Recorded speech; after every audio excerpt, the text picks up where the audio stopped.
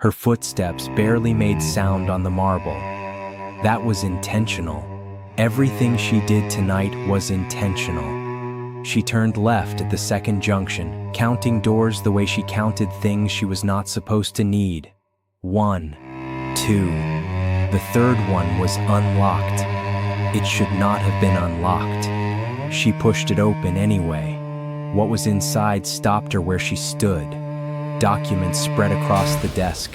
Photographs, names in bold type she recognized from a world she had been trying to keep far from this one. Her hand was still on the doorframe when she heard the voices. 2 men, approaching, fast. She did not have time to go back the way she came. She pulled the door shut behind her, pressed herself against the corridor wall, and told her breathing to behave. The voices grew louder. She could not make out the words. She did not need to.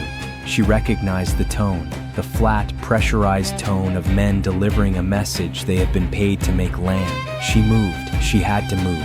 She turned the corner at the far end of the corridor at exactly the wrong moment. He was already there, Kiro Min, standing in the middle of a conversation that the 2 men flanking him clearly wished was going differently. 3 feet from where she had stopped breathing, between her and every available exit. 3 sets of eyes moved to her, then to him. The calculation behind those eyes was visible, and it was not warm. 1 second. 2. She watched Kiro look at her with the expression of a man who has been surprised exactly once in his life and does not intend a second time. Then his hand was at the back of her neck. His palm was warm. The grip was light enough that she could have stepped away. She did not step away. He turned to face the 2 men as if she had been standing beside him the entire evening. "She is with me," he said. The 2 men looked at each other. Something passed between them that was not meant for her to read. Then they left. Their footsteps moved away down the corridor and faded until there was nothing left but the sound of the building settling around the silence they left behind. Kiro did not move his hand immediately. When he did, it was slow, deliberate, and he still did not look at her. When he spoke, it was the particular quiet that tells you it will not be repeated. "Tell me what you are doing in my private wing. You have until I reach that door." And everything that would happen between them began in that corridor. With her pulse moving faster than she intended, and his hand already off her neck, and his eyes asking a question his voice had not reached yet. The connection neither of them planned for. The secrets that would rise between them one by one like stones turned over in cold water. The night it all came apart. The morning she saved him in the only way she could. All of it started here. But before any of this, before the gathering where a room full of powerful men called her nobody and watched a single sentence cost them everything, you need to understand who she was before she walked into this building, because that is the part nobody in that room knew. And it is the part that changes everything. Back home, her name arrived before she did. It moved through rooms ahead of her like weather. Doors opened, conversations shifted. Men who had never seen her face knew her family's history before she was old enough to understand why that was supposed to feel like power. She had been watched her entire life, briefed on, photographed. Every man who had ever come close had come through the door of her father's name first and arrived at her afterward, like an afterthought dressed as intention. The last one had spent 6 months building her father's trust before he ever looked at her with genuine intention. She found out 3 months before the wedding. She ended it without a scene. She healed loudly, only on the inside. Now she was in Seoul.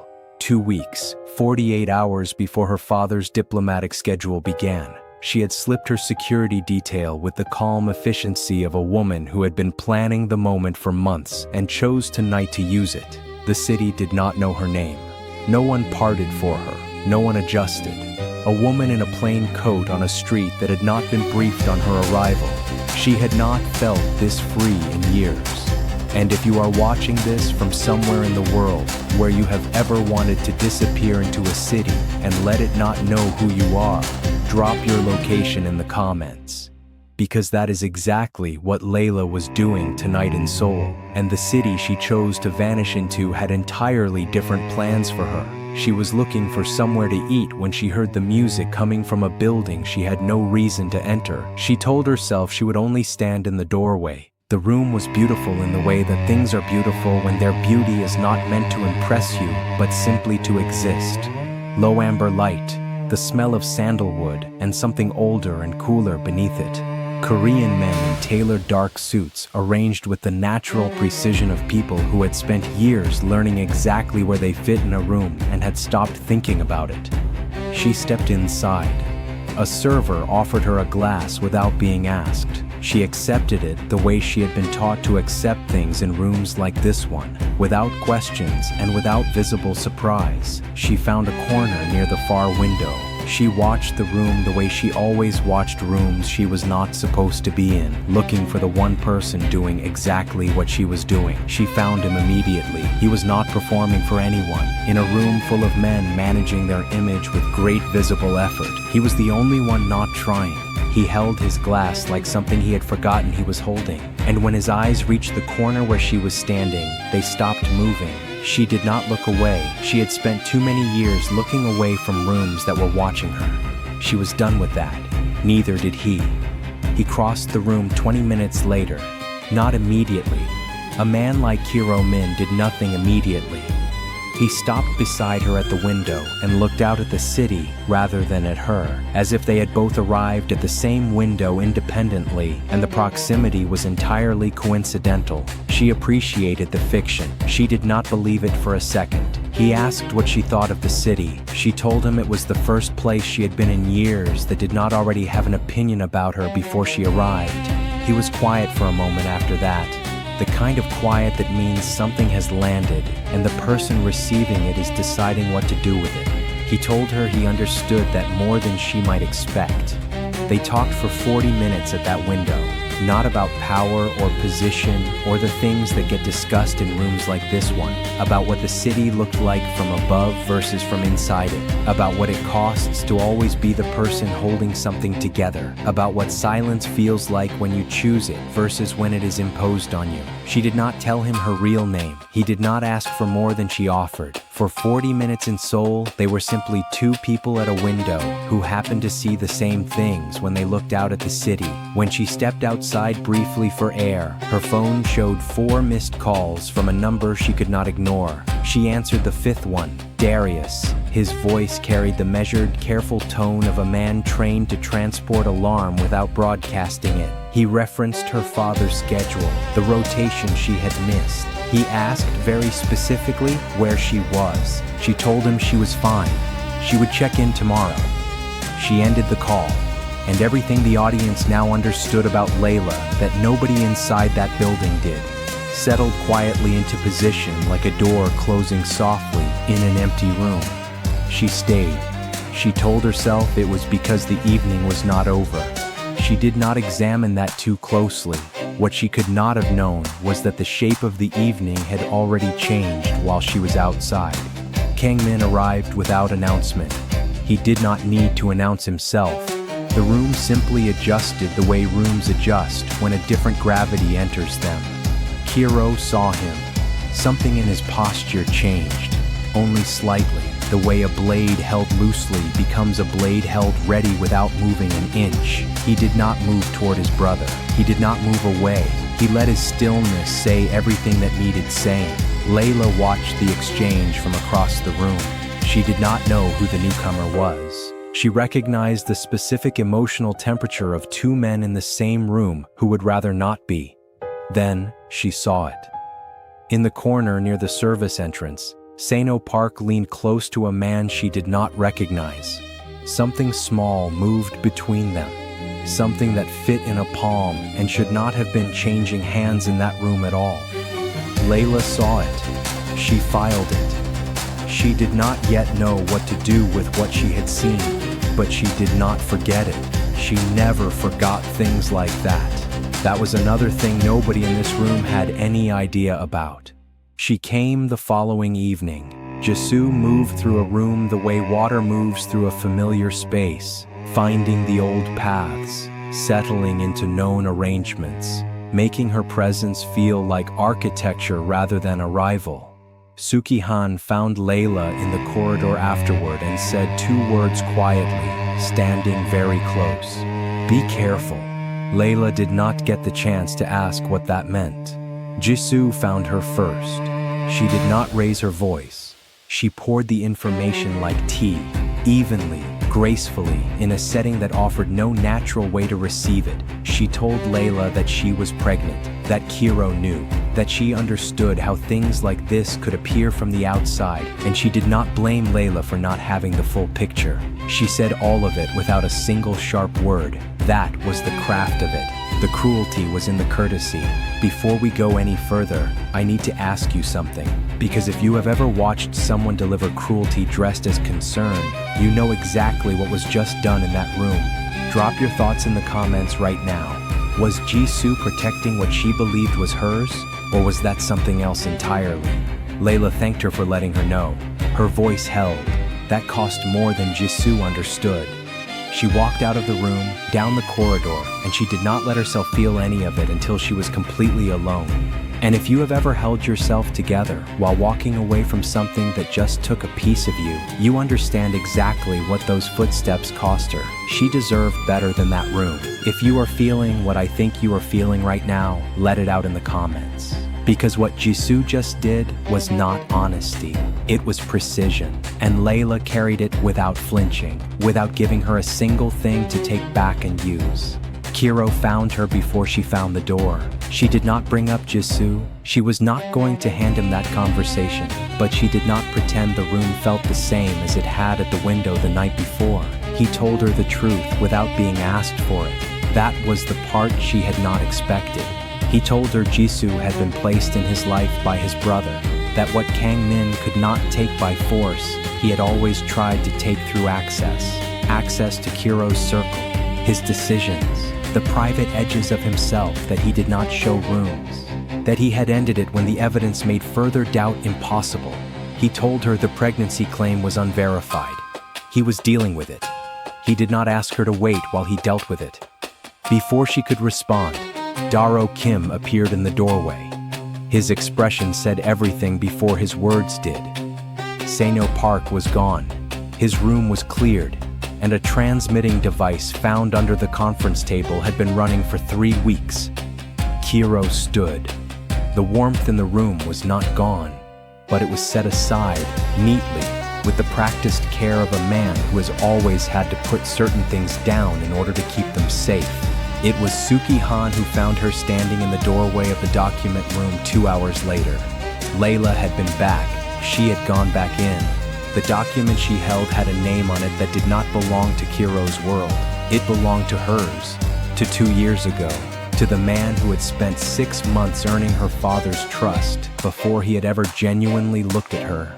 The intermediary, the mutual connection who had positioned that relationship as organic and perfectly timed.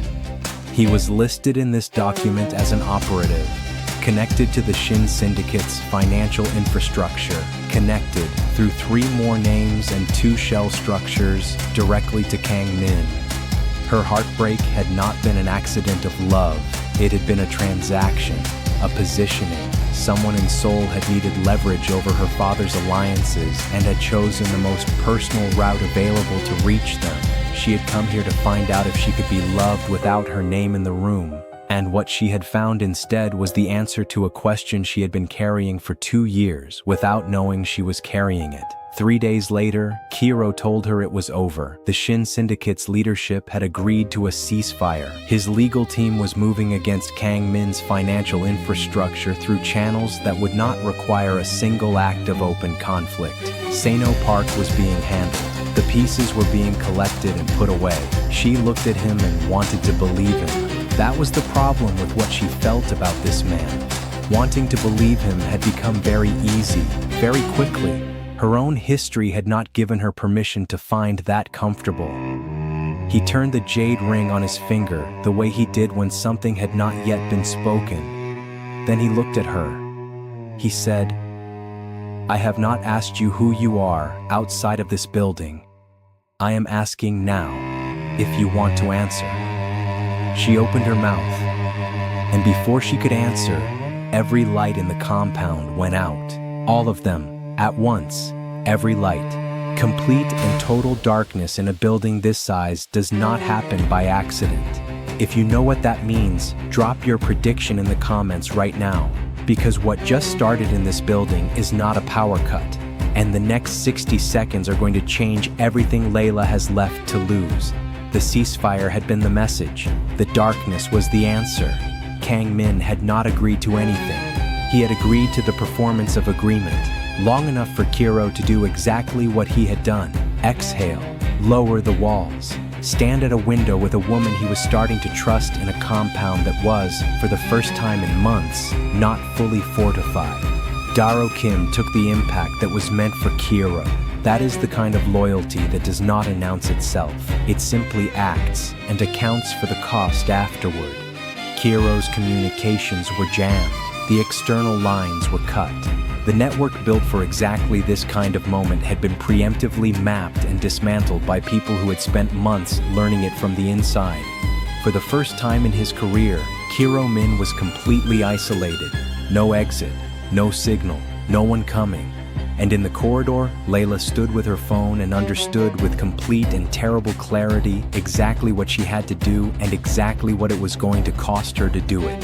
If this story is hitting you right now the way I think it is, hit that subscribe button before we go any further, because what she is about to do changes everything, and you need to be here when it happens. She had two choices: walk away from a man she had known less than a week, a man she owed nothing to, a man whose world had no natural intersection with the life she had come from and the life she was going back to, or make the call.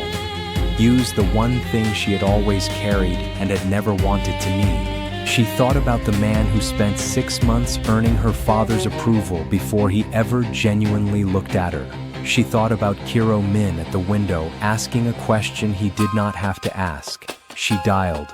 2 rings. Darius answered. She said her full name, clearly, completely, for the first time in 10 days without apologizing for the weight of it.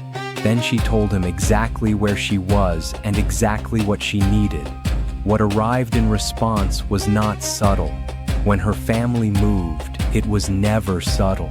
The Shin Syndicate's pressure dissolved so completely and so rapidly that Kiro's surviving team stood in the compound's main hall trying to reconstruct the geometry of what had just happened to them. Then Darius walked through the door, and behind him, the first of his people, and behind them, the quiet and absolute confirmation of who had made the call that changed the night. Kiro looked at Darius. Darius looked at Kiro. Then Darius said her name, her full name, all of it, in the room, in front of everyone. The room was very still. Minho, standing against the far wall, heard the name. His jaw tightened in the precise way of a man doing arithmetic he does not like the answer to. And in the main hall doorway, Layla stood, natural hair completely free, filling the space around her face the way it did when she forgot to be careful. Plain coat, long gone, shoulders open, the full dimensions of who she was given permission, finally, to exist in the same room as everything else she was. She is nobody, they had said. She had let them. If this moment just hit you somewhere real, share this story with someone who needs to see it. Because the room that called her nobody is still standing in its own silence, and it is going to be standing there for a very long time, when everyone else had left, when the compound had settled into the stillness that follows a crisis and precedes its accounting. When it was only the 2 of them in the room that still held the faint smell of sandalwood and something older beneath it. Kiro looked at her for a long time without speaking. The jade ring was on his finger. He was not turning it. Then he asked her one question. Not about her father, not about the network, not about what it meant for his world that she had used it. He asked her why she had been sitting in the corner of his room that first night, in a plain coat, like she had nowhere better to be. She told him everything. The man who spent 6 months building her father's trust before he ever genuinely looked at her. Seoul as 2 weeks of nobody knowing her name, the specific thing she had come here to find out. Whether there was a man somewhere in the world who would choose her without knowing what choosing her came attached to. He was quiet for a moment. Then he said, "I chose you that night, without knowing your name. I know your name now." He let that sentence finish itself. But here is what has not been settled yet. Kang Min is still free. Jisoo's pregnancy claim has not been verified, and when the truth of it surfaces, it is going to land on this story in a way that nobody standing in that compound tonight is prepared for. And in 48 hours, a diplomatic convoy is scheduled to arrive in Seoul. Inside it, a man who does not yet know his daughter is standing inside a Mafia compound beside a man she is not leaving behind. The people who called her, nobody have had their answer. This story is nowhere near finished. Part 2 is coming, and when Layla's father walks through that door and finds out who his daughter has been standing beside, everything you just watched will reveal itself as the first chapter of something far larger and far more dangerous. Subscribe so you do not miss a single moment of it. Share this with someone who has ever been called nothing in a room that had no idea what it was looking at. And until part 2, remember what this story just proved. The room that dismisses you has absolutely no idea what it is dismissing.